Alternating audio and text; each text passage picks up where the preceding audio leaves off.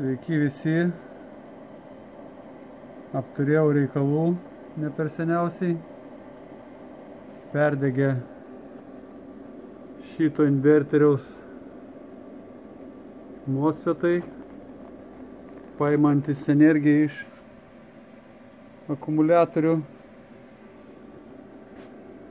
bet pavyko sutvarkyti ir bandau kol kas porą kilvatų apkrovimo tik tai. Vėjas pučia, energiją gamina.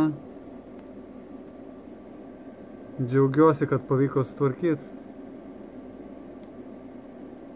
Ne iš pirmo karto, ne visus MOSFETus pakeičiau ir galimai vienas buvo ant plauko, kai buvo. Tikrinant viskas buvo tvarkoj, rodė, kad geras. Bet surinkus viską pokštelėjo. Neatlaikė. Įdomiai. Tai pakeičiau visus, neatsimenu skaičius, ten jų nemažai, gal 12 kokių. Ir dabar veikia. Bėso. Šiandien rodė šarlataną, tai net juokas paėmė. Ūkininkuose sukūrė amžiną variklį. Tai ką kalbėti apie dviratinį generatorių, kai toks generatorius 2 kW nereikia nei televizijų, akivaizdu, gamina energiją.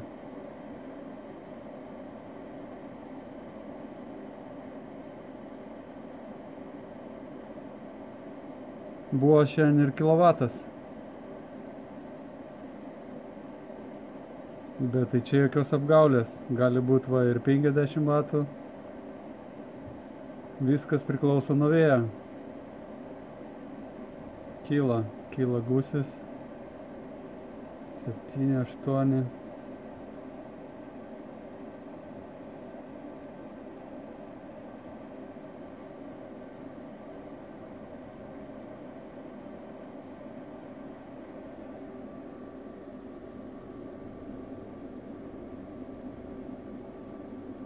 Eso nereikalingas.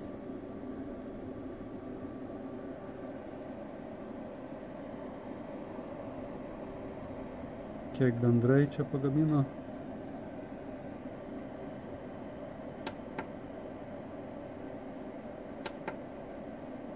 Baterijos 5,9 ampero.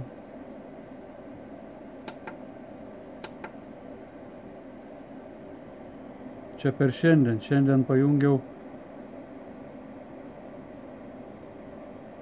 kažkur, neatsimenu, reik nuotrauką žiūrėti kelintą valandą.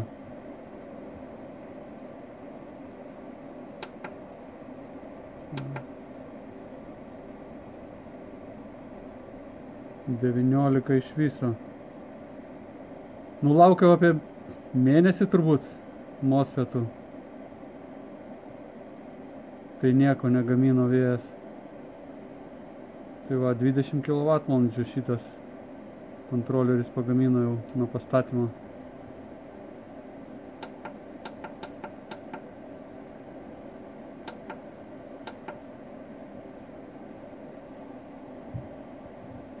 Tai tiek. Iki.